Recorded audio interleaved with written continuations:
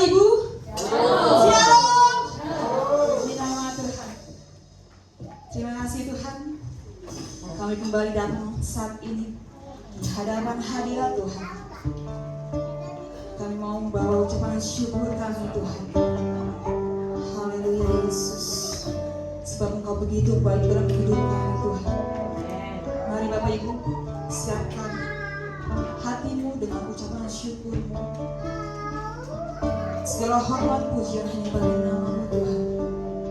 Ini kami anak-anak-Mu Tuhan. Kami menyatakan Engkau baik Bapa. Haleluya Yesus.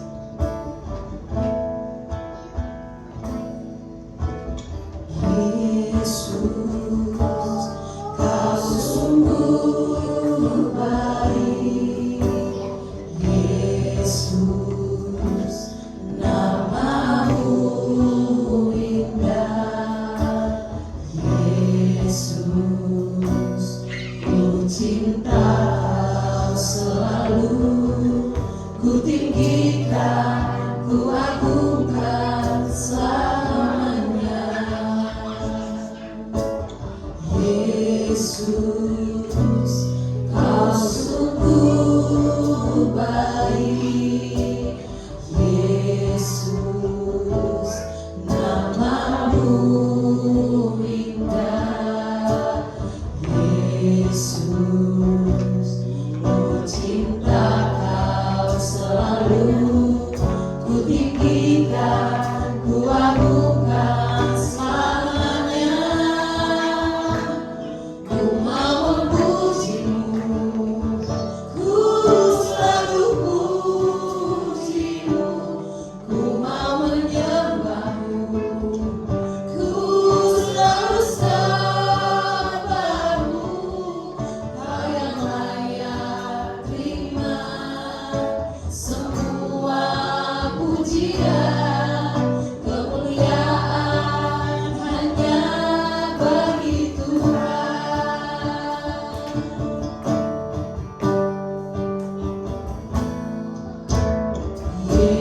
Yesus, Kau sungguh baik.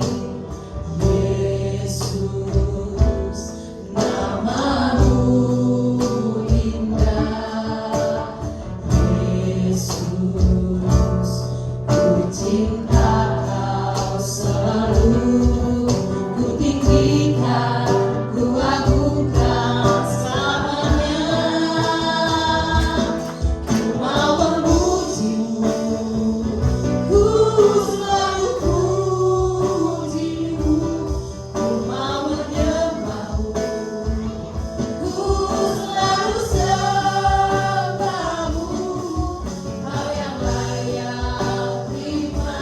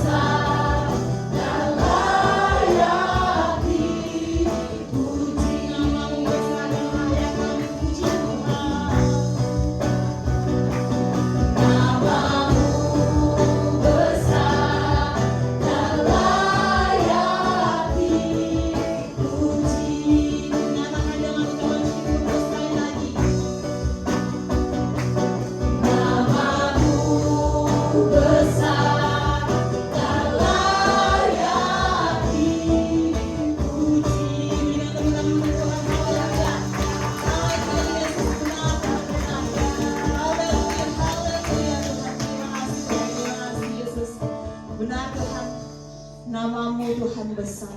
Nama-Mu yang layak kami puji, kami sembah, kami agungkan, tinggikan Tuhan. Sebab Engkau Allah kami yang baik Tuhan. Allah kami yang sangat ramah baik dalam hidup kami Tuhan. Sepanjang minggu Tuhan yang sudah kami lewati Tuhan, kami terus ada bersama Tuhan. Engkau yang terus ada bersama kami Tuhan, di samping kami Tuhan. Setiap detik jam Tuhan Kau yang selalu hadir dalam hidup kami Tuhan. Terima kasih Tuhan, terima kasih untuk penyertaan lawatan-Mu Tuhan. Sehingga kami boleh ada sebagaimana kami boleh ada itu semua karena anugerah-Mu Tuhan. Karena kasih lawatan-Mu Tuhan. Terima kasih Tuhan. Tuhan Yesus, kami datang ke rumah-Mu Tuhan. Kami mau naikkan ucapan syukur kami Tuhan. Sebab Engkau sungguh begitu baik dalam hidup kami Tuhan. Engkau yang hadir di tengah-tengah kami, boleh mengurapi setiap daripada kami Tuhan. Engkau yang memuaskan setiap daripada kami juga Tuhan. Kami yang datang tidak akan percuma Tuhan, tapi kami datang membawakan kemenangan, damai daripada Tuhan. Terima kasih Tuhan, terima kasih Yesus. Kami siap memuji bersama nama-Mu Bapa, terpujilah Engkau kekal sampai selamanya. Haleluya. Amin. Bapak Ibu, boleh lihat kanan kiri depan belakangnya, katakan Engkau berharga di mata Tuhan dan Tuhan Yesus baik. Haleluya, haleluya. Terima kasih Tuhan. Kita mau menari bersuka untuk Tuhan. Amin. Nomor satu Tuhan dalam hidup kita. Yang bersyukur untuk Tuhan. Haleluya.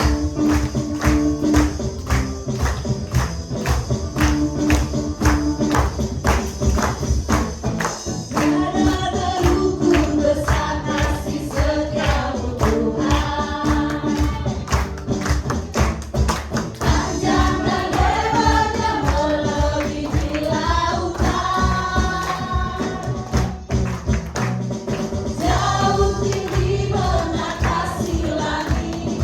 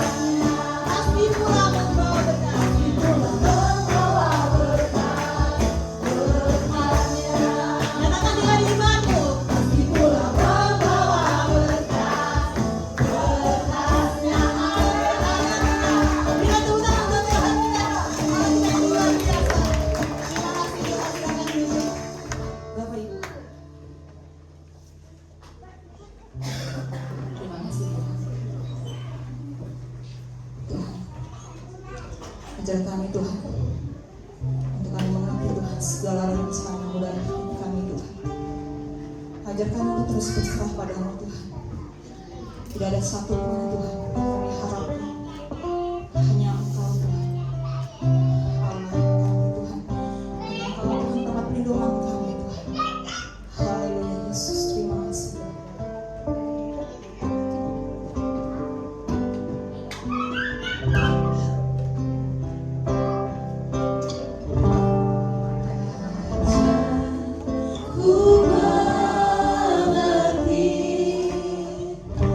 Segala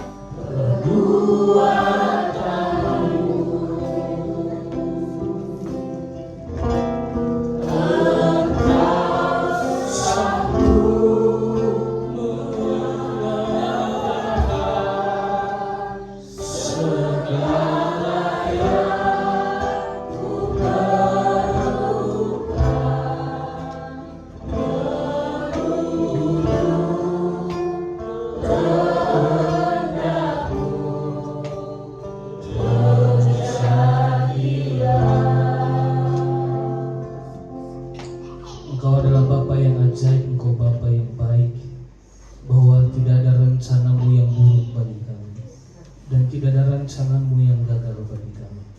Terima kasih Bapa, Engkau yang selalu menolong kami supaya kami tetap bergantung, tetap datang kepada Engkau sang pemilik hidup kami.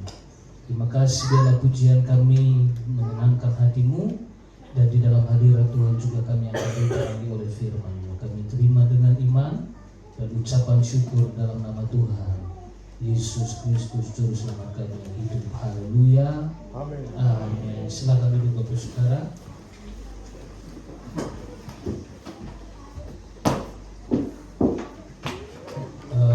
Kalau bicara soal tentang Tuhan dan rencana Tuhan, Bapak Ibu, mungkin hari-hari ini keadaan itu mungkin membuat kita mencurigai Tuhan. Apakah Tuhan itu baik? Apakah masih ada rencananya dalam hidup kita? Tapi satu hal yang saya harus sampaikan, bahwa tidak ada rencana buruk dalam Tuhan bagi setiap kita. Sebagai manusia saja saya percaya orang tua jangankan rencana, berpikir yang buruk pun terhadap anaknya tidak akan. Apalagi Tuhan tidak akan pernah berpikir dan merencanakan yang buruk bagi setiap kita. Ya? Hari ini kita lihat dalam Injil Lukas pasal yang ke-13 ayat 31 sampai 35. Hari ini ada satu pesan yang mau saya sampaikan mengenai pemulihan hidup. Saya ulangi, berbicara mengenai pemulihan hidup. Jadi keselamatan dari Allah itu, saya percaya keselamatan itu juga mengubah, memulihkan kita. Bukan hanya memulihkan identitas, tapi juga memulihkan keadaan dan memulihkan kehidupan kita. Karena tidak mungkin, saya percaya begini, keselamatan dari Allah itu bukan hanya sebuah identitas bahwa kita orang-orang selamat, tapi memang kehidupan kita adalah kehidupan yang diselamatkan. Oke, mungkin sebelum kita lihat ini, saya rindu tadi sebelum saya naik, saya teringat dalam Kejadian pasal 1 ayat 26 sampai 28. Mungkin kadang kita berpikir, kenapa saya membutuhkan pemulihan?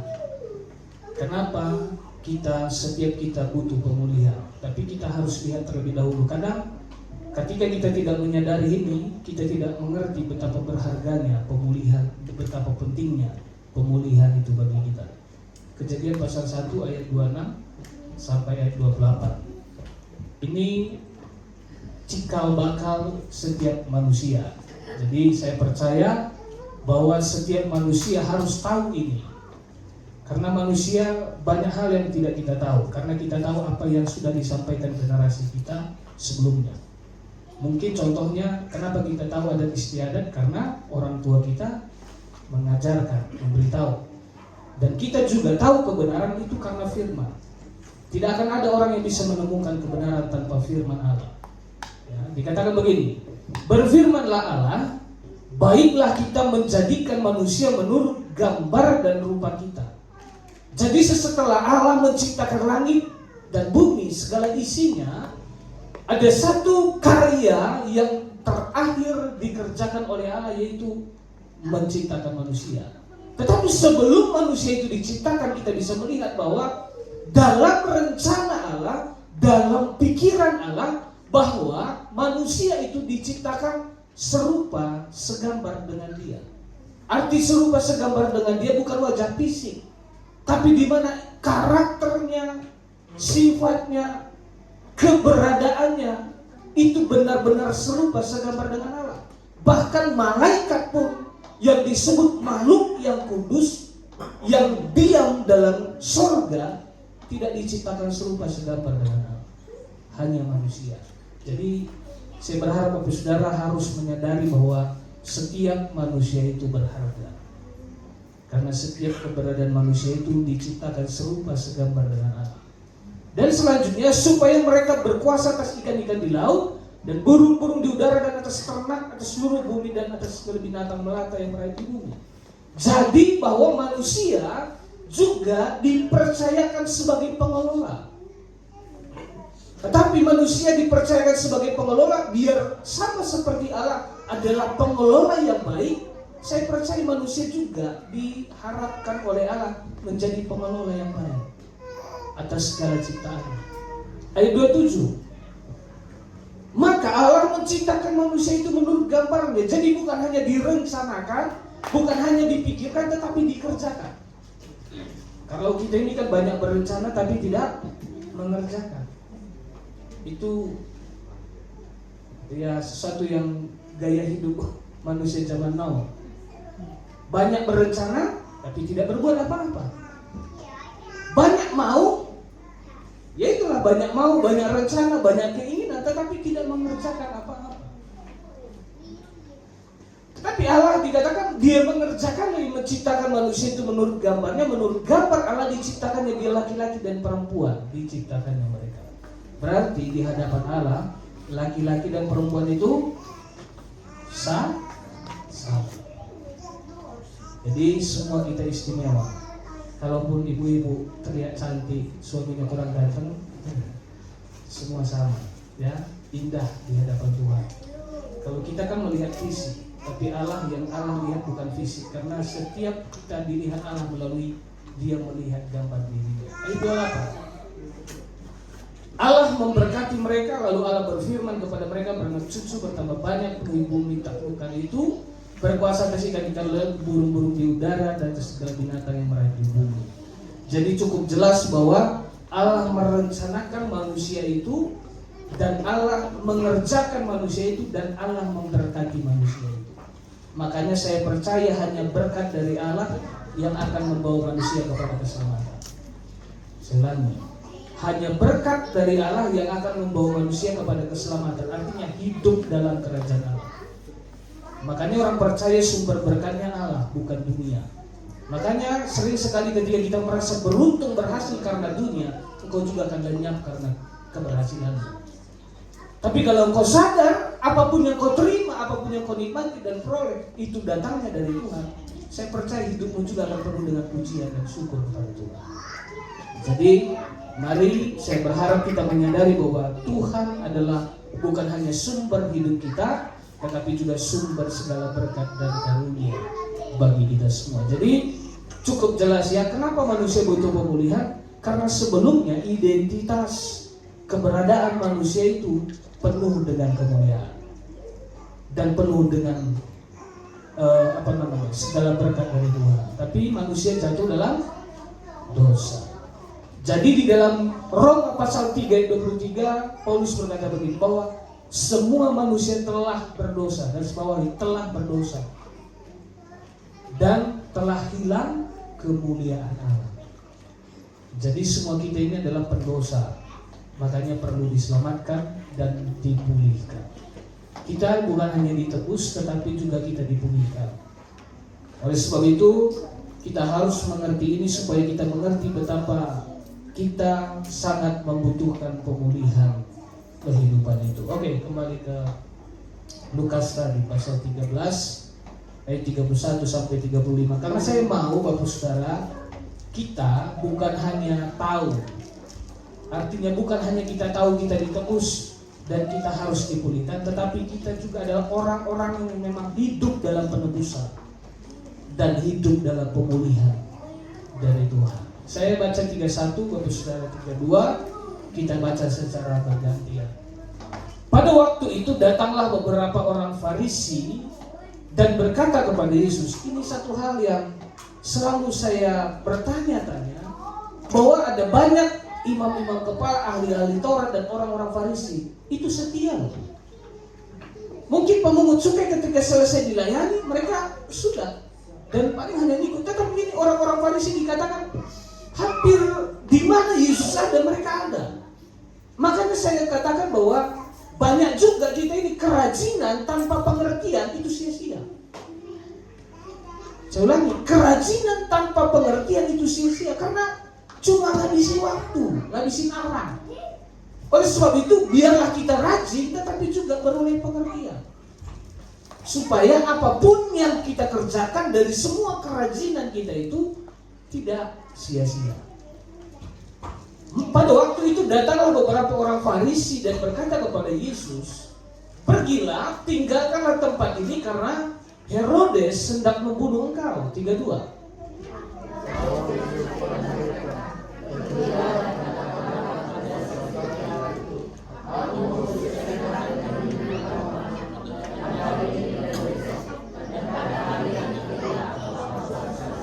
Ayat 33. Tetapi hari ini dan besok dan lusa aku harus meneruskan perjalananku, sebab tidaklah semestinya seorang nabi dibunuh kalau tidak di Yerusalem.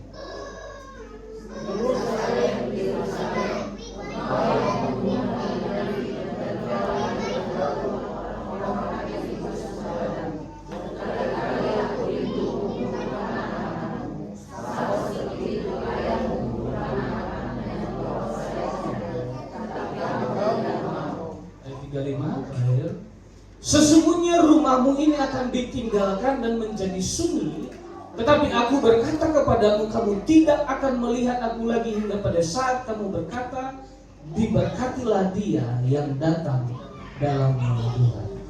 Jadi Bapak Saudara, satu hal yang kita bisa lihat di sini bahwa tadi dikatakan ada orang-orang Farisi yang datang pada Yesus dan mereka bilang supaya Yesus pergi dari tempat itu, karena pada waktu itu Yesus ada di Galilea, karena wilayah kekuasaan Herodes itu Galilea, dan disuruh pergi supaya meninggalkan tempat itu. Tetapi ada satu pernyataan Yesus tadi yang sangat menyentuh hati saya ketika saya mempersiapkan ini, ketika dikatakan bahwa sudah banyak yang diutus kepada mereka, baik para nabi dan utusan-utusan Tuhan. Saya juga tidak tahu seberapa banyak Tuhan sudah mengingatkan kita, tetapi kita tidak meresponi maksud Tuhan dalam hidup kita. Makanya berulang kali saya katakan bahwa orang Kristen bukan karena tidak tahu, tapi memang karena tidak mengalami. Saya percaya di antara kita ini ada banyak hal firman, ada banyak perkataan-perkataan Tuhan yang sudah disuarakan bagi kita.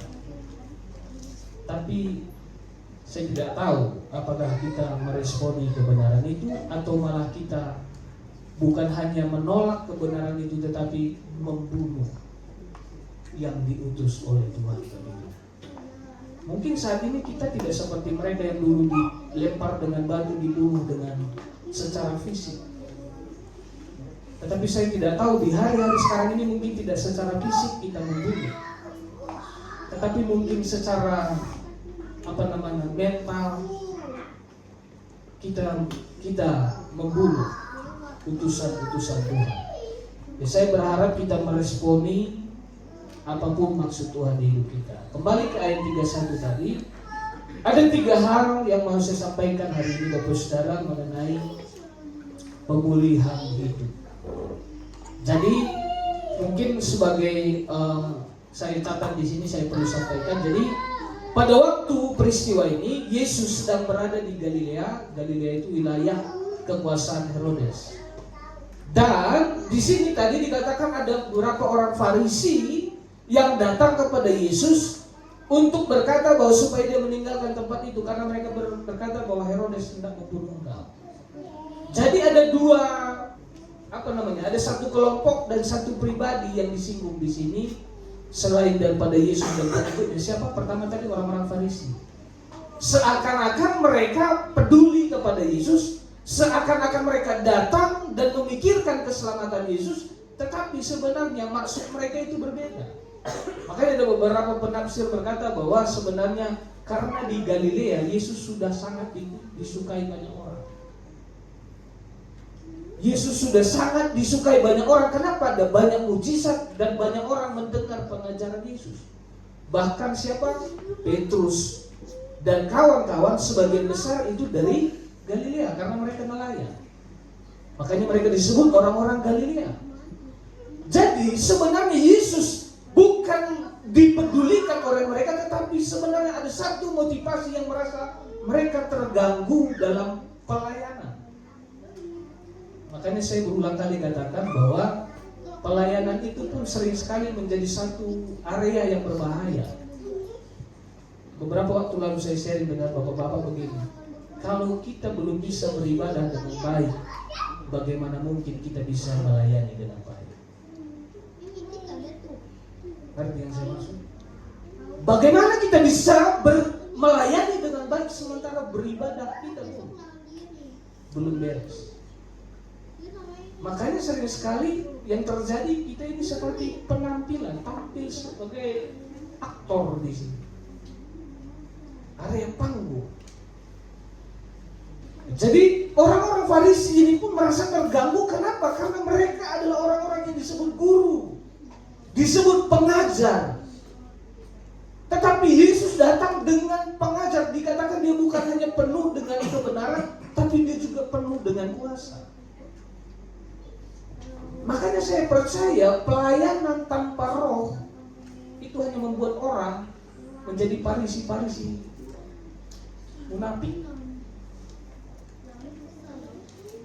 Karena sama seperti tubuh tanpa roh, bangkai, busuk. Tapi tubuh ketika ada roh, tubuh ini baru bisa dirawat. Bagaimana? Pernah kalian bisa melihat seperti Firaun di rempah-rempahi pun hanya bisa jadi mumi, nggak bisa jadi apa-apa.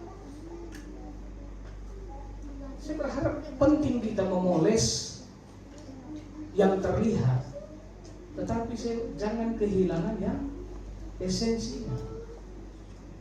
Jadi orang Farisi ini merasa terganggu karena Yesus adalah disebut guru. Yesus juga mengajar. Sementara mereka juga pengajar.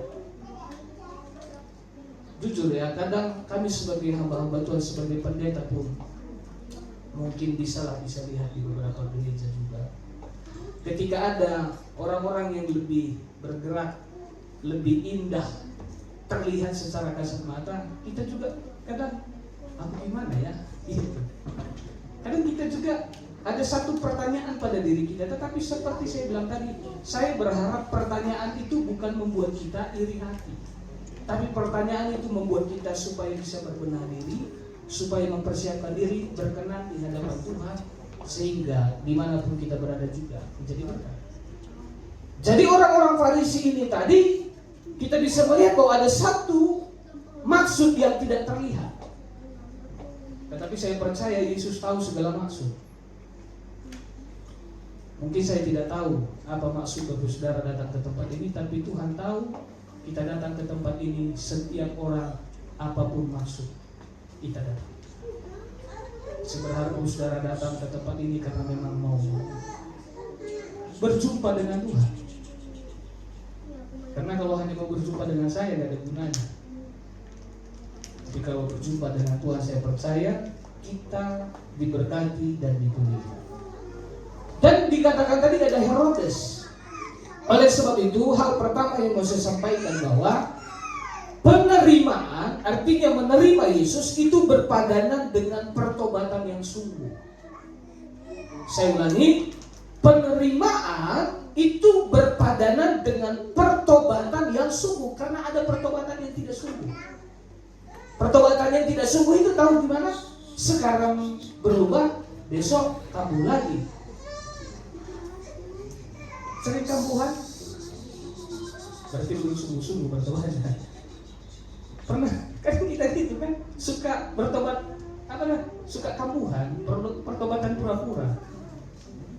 Tapi di sini bahwa penerimaan itu harus berpadanan dengan pertobatan yang sungguh, bukan pertobatan yang pura-pura. Ya mungkin saya percaya ada mungkin penyakit-penyakit kambuhan. Penyakit bilang ini bukan penyakit fisik ya, penyakit mental. Cara berpikir, cara berbicara, cara bergaul.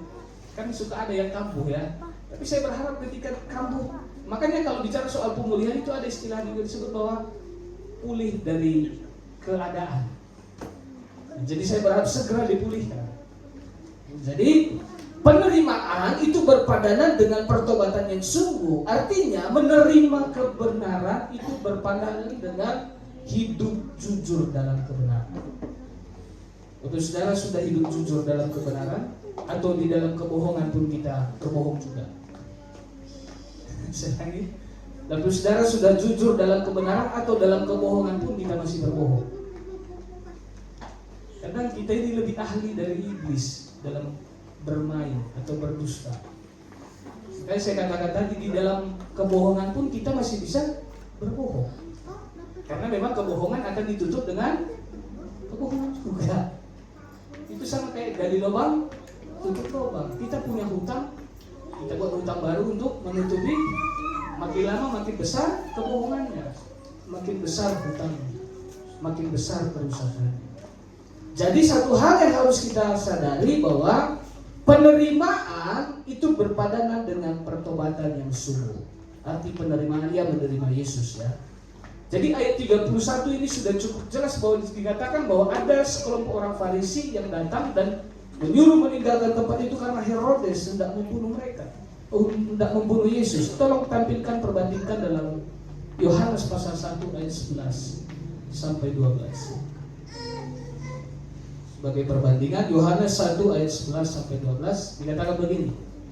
Ia datang kepada milik kepunyaannya. Ini siapa yang datang ini? Yesus. Ia datang kepada milik kepunyaannya itu siapa? Keturunan Abraham, Ishak dan Yakub. Yakub dari keturunan Yakublah, Israel keturunan itulah. Dan itu milik Allah. Makanya bagi Allah, Israel itu bukannya sebuah bangsa, tetapi umat Tuhan, milik kepunyaannya. Jadi ia datang kepada milik kepunyaannya, tetapi orang-orang kepunyaannya itu tidak menerimanya. Berarti Yesus ditolak dan tidak diterima di tempat itu. Seperti orang-orang Farisi, ahli Taurat, bahkan raja atau yang memimpin daerah itu, Herodes, tidak menginginkan Yesus. Ayat 12. Tetapi ini satu perbandingan yang harus kita lihat. Makanya saya katakan tadi, penerimaan berpadanan dengan pertobatan yang sungguh. Tetapi semua orang yang menerimanya, menerima siapa? Menerima Yesus. Diberinya kuasa. Artinya ada satu pemulihan identitas. Yang sebelumnya manusia menjadi seteru Allah karena dosa, tetapi karena Yesus, yang tadinya kita ini seteru itu artinya musuh Allah, pemberontak. Makanya saya percaya orang yang ditebus tidak menjadi pemberontak lagi, tetapi semua orang yang menerimanya diberinya kuasa supaya menjadi anak-anak Allah. Jadi ada satu pemulihan identitas. Pemulihan identitas yang tadinya kita ini adalah orang-orang yang binasa, orang-orang yang berontak kepada Allah, menjadi anak-anak Allah yang hidup dalam kekekalan. Yaitu mereka yang percaya dalam nama. Jadi saya berharap Bapak Saudara, kita ketika menerima Yesus, kita juga benar-benar bertobat. Artinya berubah. Bukan hanya identitas kita yang berubah, hidup kita pun berubah. Yang kedua, di dalam pemulihan hidup ini satu hal yang harus kita pahami. Yang kedua, bahwa kehadiran dan keberadaan Kristus itu memulihkan identitas dan memulihkan jiwa atau kehidupan. Jiwa itu tahu apa? Manusia tidak bisa melihat jiwanya, tetapi manusia harus tahu bahwa dia punya jiwa. Bapak saudara nggak pernah melihat roh sendiri kan? Tapi ada orang bisa melihat setan, roh lain. Dan itu menjadi berita hidupnya, selalu setan. Saya berharap berjumpalah dengan Tuhan supaya berita hidup kita pun Tuhan. Jangan banyak cerita setan dari bercerita Tuhan. Berarti dengan siapa kita sering berjumpa, itulah yang kita beritakan. Kalau lebih sering kita berjumpa dengan si iblis, setan, memang berita hidup kita pun setan, hanya setan saja. Jadi saya berharap semakin sering kita berjumpa dengan Tuhan, semakin ulet, semakin bisa juga kita memberitakan Tuhan. Jadi kehadiran dan keberadaan Kristus itu memulihkan identitas dan memulihkan jiwa kita. Jiwa itu pikiran, sifat, dan kehendak. Artinya yang dipulihkan itu adalah pikiran, kehendak, dan perasaan kita. Artinya karakter kita juga dipulihkan. Minggu lalu saya tanya manusia itu apa? Makhluk berakal budi. Karena ada manusia nggak tahu dia apa manusia. Manusia itu makhluk berakal budi, arti akal budi, pikiran sehat. Waktu saudara pikirannya sehat,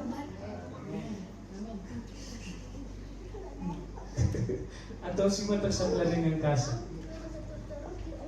Kita sendiri sudah tidak tahu pikiran kita ini betapa kacaunya. Dan dosa itu merusak jiwa. Makanya disebut buah pengetahuan yang baik dan yang jahat. Jadi akibat dosa itu bukan hanya, kan kalau akibatnya bukan hanya maut. Arti maut itu bukan hanya kebinasaan dan penderitaan, tetapi ada satu mental juga yang dirusak. Makanya dosa itu merusak mental, merusak jiwa. Saya berharap jiwa kita sembuh ya. Jangan sampai kebenaran pun sudah tidak bisa menasihati kita, menyembuhkan jiwa kita, apalagi yang bisa membuat jiwa sembuh. Kadang jangan berpikir kalau ada uang mungkin jiwa saya tenang, jiwa saya sehat. Makin sakit kalau dibuat. Nanti kalau saya punya ini mungkin jiwa saya makin normal, makin gila kalau dibuat. Saya berharap kalau Tuhan pun, kalau kebenaran pun tidak lagi menyentuh jiwamu, apalagi yang bisa nasihati kita. Kalau perkataan Tuhan pun tidak kita dengar, Tuhan yang tertinggi siapa lagi yang kita dengar? Kadang lebih suka pula kita perkataan orang daripada perkataan Tuhan. Buktinya, makanya banyak sekarang orang berpikir dia berhasil ketika mulut orang berkata dia berhasil. Bahkan pelayanan pun banyak orang merasa pelayanannya berhasil ketika mulut orang berkata pelayananmu keren. Makanya sering kita pun terjebak, berhasilnya kita itu tergantung mulut orang. Padahal mulut orang ngasih kita makan pun tidak. Tapi sering sekali kita ini terlalu kuat, mulut orang mempengaruhi kita. Saya berharap kalau mulut orang saja kuat mempengaruhi kita, masa mulut perkataan Tuhan tidak ada efek lagi? Itu udah mati rasa kita terhadap perkataan Tuhan, itu udah habis lagi deh. Karena orang gila pun, orang kerasukan roh jahat bukan hanya satu, ribuan, legion. Ketika berjumpa dengan Yesus masih insaf. Kita ini kadang makanya bilang manusia tanpa Tuhan memang lebih parah dari kesetanan. Jadi saya berharap jiwa kita dipulihkan. Kehadiran keberadaan Yesus itu memulihkan identitas. Ayat di Yohanes tadi sudah disampaikan. Tetapi bukan hanya identitas kita yang dipulihkan, jiwa kita dipulihkan juga. Oke, tolong tampilkan sebagai perbandingan dalam Yohanes pasal 1 ayat 4 sampai 5. Ayat 4. Dikatakan dalam Dia ada hidup. Ini dalam Yesus. Rasul Yohanes menyampaikan pribadi Yesus. Dalam Dia ada hidup, dan hidup itu adalah, berarti tanpa Yesus manusia ini bukan hanya golak, menjadi kegelapan. Di dalam Dia ada hidup, dan hidup itu adalah terang manusia. Jadi manusia tidak akan pernah menemukan terang tanpa Yesus. Ayat 5. Terang itu bercahaya. Jadi keberadaan Yesus itu bercahaya di dalam orang yang menerima Dia tadi, orang yang percaya pada Dia. Terang itu bercahaya di dalam kegelapan, dan kegelapan itu tidak menguasainya. Saya percaya keberadaan Yesus itu adalah kekuatan terbesar dalam segala keberadaan. Tetapi saya katakan begini, kadang saya berpikir, kenapa ya ada yang lebih keren bagi orang Kristen daripada Yesus? Ya, seperti saya katakan tadi, kita lebih percaya mulut orang daripada firman. Kita lebih percaya perkataan orang lebih mempengaruhi kita dari perkataan Tuhan. Padahal mulut orang tidak pernah membuat apa-apa dalam diri kita. Ayat 9. Terang yang sesungguhnya yang menerangi setiap orang sedang datang ke dalam dunia. Artinya Yesus itu sedang ada di dunia bersama mereka pada zaman itu. Ayat 10. Ia telah ada di dalam dunia dan dunia dijadikan olehnya, tetapi dunia tidak mengenal. Mungkin kalau saya tanya ini tidak selesai-selesai nanti ibadah kita ini. Bapak saudara kenal Yesus? Ini renungkan dulu, kau sejawab. Renungkan dan jawab pada diri kita masing-masing. Bapak saudara kenal Yesus? Seperti apa Bapak saudara mengenal Dia? Makanya saya berharap jangan khotbah tidak akan pernah merubah kita, tapi perjumpaanmu dengan Tuhan, dengan kebenaran itulah yang akan memulihkan. Karena banyak hari-hari ini saya melihat orang lebih suka khotbah-khotbah yang bicara berkat, bicara sehat, bicara mujizat. Tapi saya katakan mujizat, berkat tidak pernah memulihkan jiwa. Hanya kebenaran yang bisa memulihkan jiwa setiap orang. Jadi yang kita butuhkan bukan mujizat, yang kita butuhkan bukan berkat. Karena mujizat dan berkat itu seketika bagi Tuhan. Tapi jiwa yang dipulihkan itu berproses. Makanya saya berulang kali katakan ke ibu-ibu mumpung ibadah di sini. Untuk Yesus membuat orang mati bangkit itu seketika enggak? Bahkan badai angin pun untuk menghentikannya seketika. Untuk membuat ibu-ibu hormat sama suaminya seketika enggak? Kemarin Bapak Peli bilang si injak leher kan, wah bahaya juga kalau pada bersetubuh orang ini pikir. Mungkin saya pasti suaminya lah yang lebih mengenal istrinya kan. Biasa takut nanti ini apa gitu. Sinjak leher kan, bingung aku, maksudnya sinjak leher itu. Memang kalau ibu-ibu tanpa kebenaran itu bahaya memang. Jadi semua kita butuh kebenarannya. Amin ibu-ibu. Amin.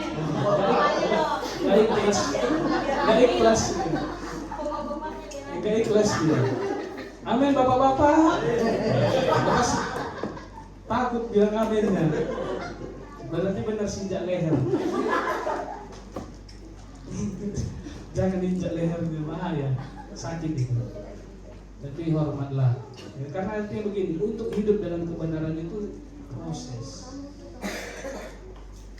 Jadi jiwa yang dipulihkan itu pun proses. Makanya disebut ketika lekas sembuh ya, pemulihannya juga segera sembuh. Kenapa? Rupanya pemulihan itu kan bicara ada proses.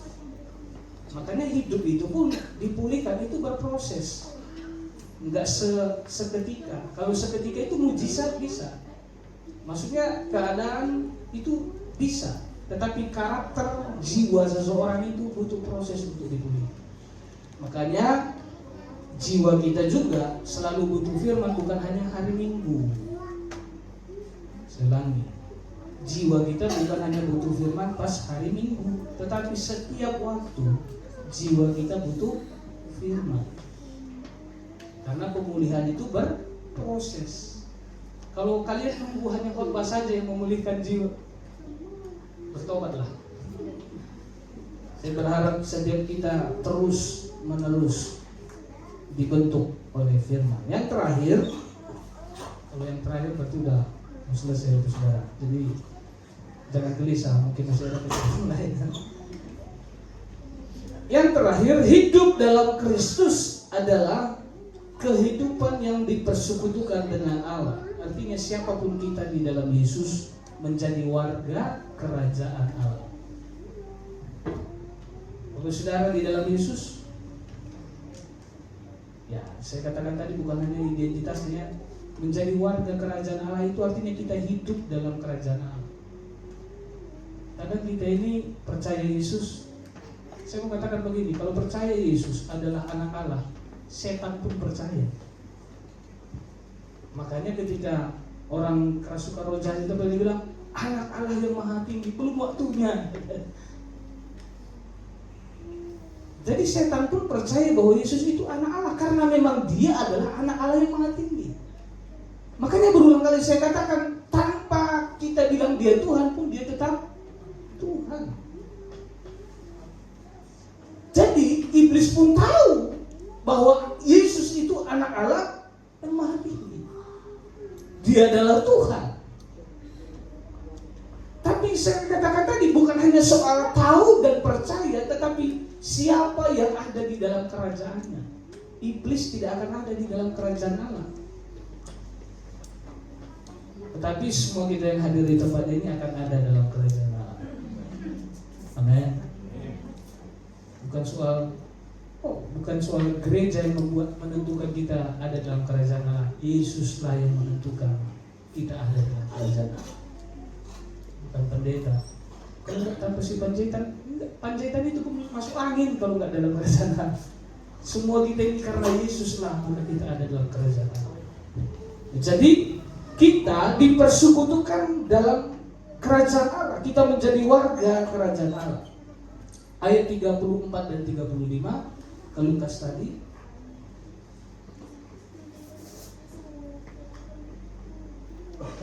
Yerusalem, Yerusalem, engkau yang membunuh nabi-nabi dan melempari dengan batu orang-orang yang diutus kepadamu.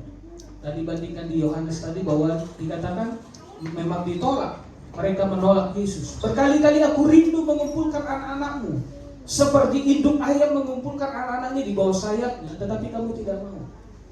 Berarti tujuan Allah, tujuan Yesus datang pun untuk menyelamatkan umat Yahudi juga. Bukan hanya kita yang sekarang yang sudah percaya Yesus, tetapi seluruh manusia itu tujuan Allah untuk dipulihkan. Karena pada waktu itu Yesus sedang berbicara dengan orang Yahudi, makanya Yesus juga berkata bahwa sesungguhnya dia juga ingin memulihkan mereka. Tetapi mereka menolak, bahkan dikatakan membunuh utusan-utusan yang sudah diutus Allah. Ayat 35. Sesungguhnya rumahmu ini akan ditinggalkan, akan menjadi sunyi. Bagi mereka sampai sekarang, mereka masih mau membangun bait Allah di Yerusalem. Makanya mati-matian Israel untuk memperjuangkan gajah, memperjuangkan Yerusalem. Karena mereka mengerti bahwa betul bahwa itu sakral bagi mereka. Bahkan sampai Tuhan Yesus datang, memang itu akan terus menjadi pusat. Bahkan Yesus pun akan menginjakkan kaki untuk kedua kalinya di atas bukit Zaitun. Jadi benar-benar akan selalu menjadi pusat perhatian dunia sampai Tuhan Yesus datang. Ya, sesungguhnya rumahmu ini akan ditinggalkan dan menjadi sunyi. Artinya dunia ini tidak ada tempat yang akan kekal. Makanya langit dan bumi akan berlalu, akan lenyap, binasa. Kalau orang bilang sering kiamat. Tetapi aku berkata kepadamu, kamu tidak akan melihat aku lagi hingga pada saat kamu berkata, diberkatilah dia yang datang dalam nama Tuhan. Jadi diberkatilah setiap orang yang berjumpa dengan Kristus itu. Karena Kristus itulah yang membuat kita menjadi anak-anak kerajaan Allah. Amin. Saya tutup dalam 1 Petrus pasal yang kedua ayat 9-10. Saya tidak pemain musik. 1 Petrus 2 ayat 9. Dikatakan begini, tetapi kamulah bangsa yang terpilih. Kasih tahu dulu, ingatkan dulu yang kiri kanan Bapak Saudara, kamu orang yang terpilih. Kasih tahu dulu, kamu orang yang terpilih. Kasih tahu juga pada diri kita masing-masing, aku ini orang yang terpilih. Setiap kita ini orang yang terpilih. Kamulah bangsa yang terpilih, dan bukan hanya terpilih, kita imamat yang rajani. Artinya semua kita ini dipanggil menjadi hamba-hamba Allah dalam kerajaan Allah. Artinya hamba-hamba Allah dalam kerajaan Allah adalah pelaku-pelaku kehendak Tuhan. Karena tidak ada orang yang bisa melayani tanpa melakukan kehendak Tuhan. Arti melayani itu apa? Melakukan kehendak yang dilayani. Berarti semua kita yang ada di dalam Yesus adalah hamba-hamba Allah, hamba-hamba dalam kerajaan Allah. Kita adalah pelaku-pelaku kehendak Tuhan, bangsa yang kudus, umat kepunyaan Allah sendiri. Engkau punya Tuhan atau ada yang punya yang lain? Tadi sebelum ibadah saya bilang kan, saya sama Bogor, Aku kan udah punya, mau bilang, bukan, kau punya Yesus kan, wis keren. Kita kan rohani kali Anda, saya bilang. Aku kan udah punya, mau bilang, enggak, kau punya Yesus katanya. Jadi diluruskan juga otakku jadinya kan, juga ya. Jadi dikatakan kepunyaan Allah, makanya harus akui segala sesuatu itu kepunyaan Tuhan. Kita hanya pengelola. Tuhan pemilik, kita hanya pengelola. Supaya kamu memberitakan perbuatan-perbuatan yang besar dari Dia. Makanya saya percaya kalau orang yang tidak berjumpa dengan Tuhan dan tidak mengalami perbuatan Tuhan, nggak bisa memberitakan Tuhan dan perbuatannya. Ulangi. Orang yang tidak berjumpa dengan Tuhan dan tidak mengalami pekerjaan Tuhan tidak akan bisa memberitakan Tuhan dan pekerjaannya. Hanya katanya, dan hanya akan kebohongan dan kebohongan yang akan selalu dibawakan. Yang telah memanggil kamu keluar dari kegelapan kepada terangnya yang ajaib. Tadi dikatakan dialah terang itu, dialah terang manusia. Saya mau tanya, bagi saudara sejak percaya Yesus dan menjadi orang Kristen, masih KTP atau menjadi orang Kristen? Atau KTP doang? Karena saya berjumpa dengan beberapa ibu-ibu pendoa lagi, pendoa yang rajin sekali berdoa. Saya tanya, udah berapa tahun jadi orang Kristen? Udah 50 tahun saya bilang, lebih katanya. Wih, keren juga ya, takutnya udah banyak. Udah tua banget. Terus saya tanya bahwa bagaimana hidupnya? Sudah dalam terang atau masih dalam gelap? Sudah membawa aura positif atau masih tetap aura negatif saja? Terdiam dia. Malu terhadap perkataannya bahwa dia sudah lebih 50 tahun menjadi orang Kristen. Makanya sering sekali kita ini kalau dikatakan ada satu hamba Tuhan berkata jangan berhasil beragama tapi gagal beriman.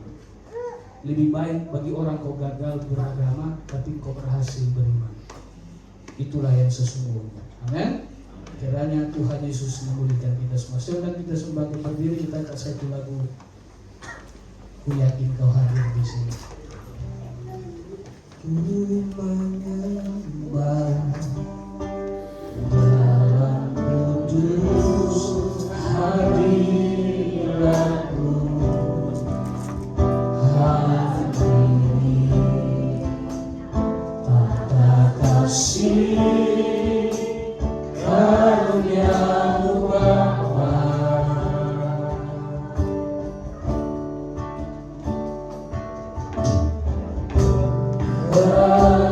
Kekuatanku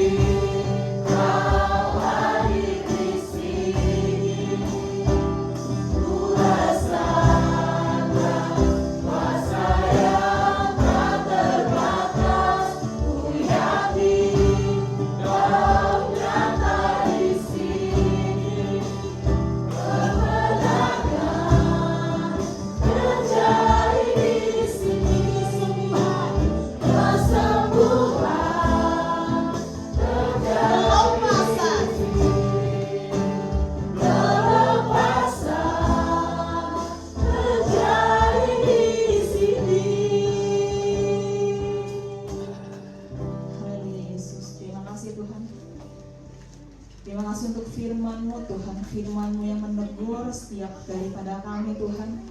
Ampuni setiap kesalahan pelanggaran kami di hadapan Tuhan. Ampuni kesombongan kami di hadapan Tuhan. Tuhan Yesus, kami mau Tuhan berjalan bersama dengan Tuhan. Tuhan, mampukan kami Tuhan untuk kami boleh melakukan kehendak Tuhan. Roh Kudus yang memampukan setiap daripada kami Tuhan, sehingga kami bisa Tuhan menjadi pelaku firman, bukan hanya pendengar saja ya Tuhan. Sehingga firman yang boleh kami dengar Tuhan tidaklah berlalu sia-sia Tuhan, tapi benar-benar nama Tuhan saja yang boleh kami tinggikan, nama Tuhan saja yang boleh kami agungkan Tuhan. Karena segala hormat pujian kami hanya bagi nama-Mu Tuhan. Terima kasih Tuhan, terima kasih Tuhan. Kami mau terus Tuhan berjalan bersama dengan Tuhan. Kami mau terus Tuhan hidup baru Tuhan. Terima kasih Tuhan, kami juga berdoa Tuhan untuk gembala kami Tuhan. Tuhan yang memberkati hamba-Mu Tuhan. Pelayanannya dimanapun hamba-Mu berada Tuhan.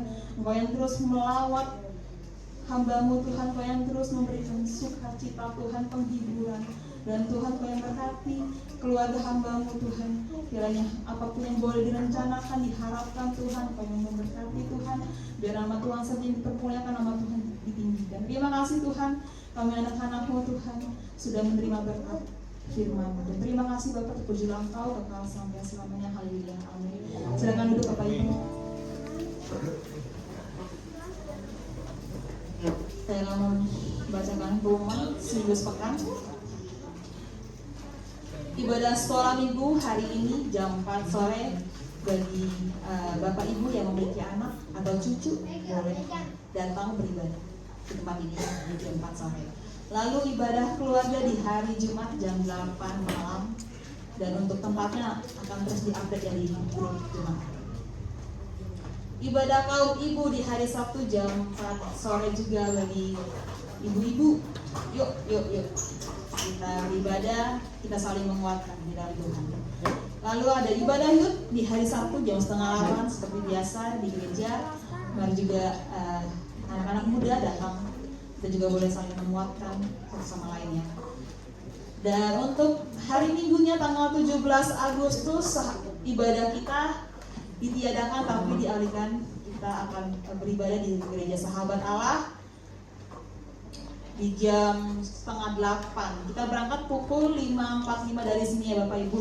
Bagi Bapak Ibu yang mungkin belum daftar, boleh ya infokan yang mau ikut biar nanti di list, dan nanti akan kita atur untuk transportasinya ya Bapak Ibu. Nanti boleh infokan ke Saudari Intan ya Bapak Ibu. Nanti habis ibadah kita akan bicarakan untuk transportasinya ya Bapak Ibu. Lalu laporan kas pembangunan kita bertanggal 8 Agustus ada 5.418.000. Keren banget ya. Tuhan Yesus memberkati Bapak Ibu sekalian. Dan lalu ada vitamin A untuk anak umur 6 sampai 59 bulan. Bagi yang mau minta boleh infokan juga ke kita, ke Saudari Intan juga, biar nanti di hari Jumat di ibadah keluarga bisa kita kasih ya Bapak Ibu ya. Diambil di hari Jumat. Itu saja pengumumannya. Selamat berdoa. Terima kasih. Oke, usia 6 bulan sampai 59.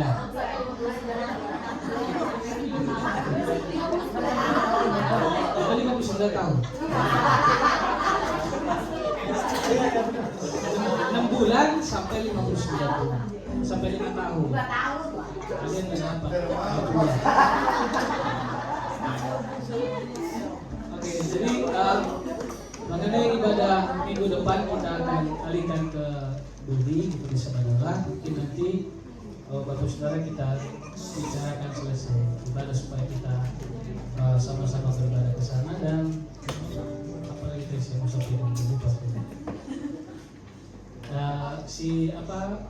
Kita hari Selasa kemarin saya sudah kunjungi kita dari gereja karena hujan. Memang ada beberapa opung-opung pengen ikut. Saya bilang ini bakal jadi urusan lagi hujan. Karena memang saya juga ke sana ada bawa mantel. Karena dari jalur kita memang lagi jalur prosesnya. Jadi makanya kemarin saya sendiri ke sana mewakili kita semua, dan tadi saya sudah dikabari kemarin mungkin ini sudah pulang, sudah ada di rumah, dan tadi juga saya dihubungi supaya kita terus dalam doa. Dan terus kita doakan juga rekan-rekan kita mungkin yang lagi sakit juga seperti Kamangboru, Bapak Roy juga terus tetap kita bawa dalam doa, dan semua kita saling mendoakan supaya kita tetap kuat dalam Tuhan. Amin. Saya dan kita sebagai berdiri, kita akan akhiri ibadah kita hari ini. Kami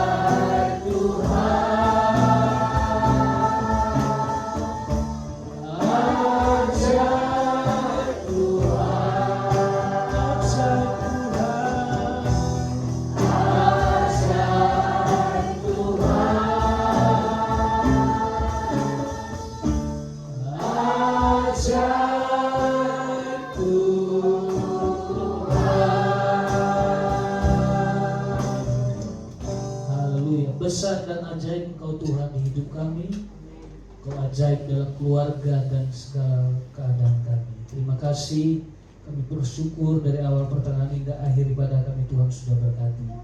Berkati rekan-rekan yang sudah melayani, bahkan kami semua yang hadir hari ini, semuanya kami sudah diberkati oleh Tuhan. Kuat dan hamba-Mu berdoa bagi setiap kami yang hadir, Tuhan Engkau yang tahu, Engkau yang melihat setiap perjalanan dan perjuangan kami. Bapa di sorga, hamba berdoa kiranya Engkau selalu menolong, menyertai, memelihara, menguatkan, menghibur setiap yang hadir saat ini. Tuhan berkati mereka secara pribadi, dan Tuhan juga memberkati setiap rumah tangga mereka. Tuhan memberkati keturunan mereka. Tuhan juga yang memberkati kesehatan mereka. Bahkan juga Engkau yang memberkati dalam perekonomian mereka. Terima kasih, biarlah semua mereka tetap kuat dan mereka semua punya masa depan. Mereka lebih dari pemenang bersama dengan Tuhan. Terima kasih bahkan rekan-rekan kami yang tidak dapat hadir, dimanapun mereka berada, Tuhan juga melawan dengan anugerah-Mu, supaya di dalam anugerah Tuhan mereka tetap hidup dalam keselamatan daripada Tuhan. Dan di waktu depan kami dapat bisa berbakti bersama. Berkati juga rekan-rekan kami yang sedang sakit, kami berdoa kiranya di dalam nama Yesus segala kuasa penyakit mereka dipatahkan dalam nama Yesus. Tapi bila terjadi kesembuhan dalam diri mereka, kami akan melihat perbuatan besar Tuhan dalam kehidupan mereka. Terima kasih berkati juga setiap korban yang kami bawa, dan bila ini menjadi persembahan yang berkenan bagi Tuhan. Bahkan di mana di minggu depan kami juga akan beribadah bersama di Gereja Desa Badala, Tuhan juga yang menolong bila kami semua bisa datang berbakti beribadah bersama memuliakan Tuhan. Berkati juga terus pekerjaan di tempat ini Tuhan. Tanpa Tuhan kami tidak bisa berbuat apa-apa. Tetapi bersama Tuhan pekerjaan-Mu di tempat ini akan terus mengalami pemeliharaan Tuhan. Tuhan juga yang melindungi menyertai kami. Berkati juga lingkungan sekitar kami, Metro Cibunar, Parung Panjang, Tuhan berkati. Bahkan bangsa kami Indonesia dalam segala keadaannya. Tuhan kami berdoa Engkau turut bekerja untuk memulihkan, membawa keselamatan bagi bangsa kami. Mungkin banyak hal yang terjadi hari-hari saat ini, tapi kami percaya bersama Tuhan kami kuat, bersama Tuhan kami tetap punya masa depan. Dan sebentar kami akhiri ibadah kami, ketika kami pulang ke tempat yang masing-masing, kan Tuhan juga menyertai. Kami tiba di rumah dengan segala selamat, penuh sukacita, damai sejahtera dari Tuhan. Di mana kami ada, Tuhan ada, dan menghadirkan damai dan sukacita berkat bagi setiap kami. Bapak Saudara, sebelum kita akhiri semuanya, mari kiranya terimalah berkat rahmat sejahtera dari Allah Bapa kita dan cinta kasih sayang Allah yang sempurna yang telah menyelamatkan kita di dalam Yesus Kristus Tuhan, dan persekutuan dengan Roh-Nya yang kudus tinggal menyertai kita semua saat siang hari ini, bahkan sampai selama-lamanya. Tuhan yang menyertai, menguatkan, menghibur, dan membela setiap kehidupan kita. Tuhan berkati menyertai hidupmu, rumah tangga keluargamu, dan segala pekerjaanmu. Tuhan yang menuntun dan buat berhasil. Terimalah segala anugerah Tuhan yang sempurna dalam hidupmu. Di dalam berkat nama Tuhan Yesus Kristus, semua yang percaya katakan amin. Selamat hari Minggu, Bapak Saudara. Tuhan Yesus berkati.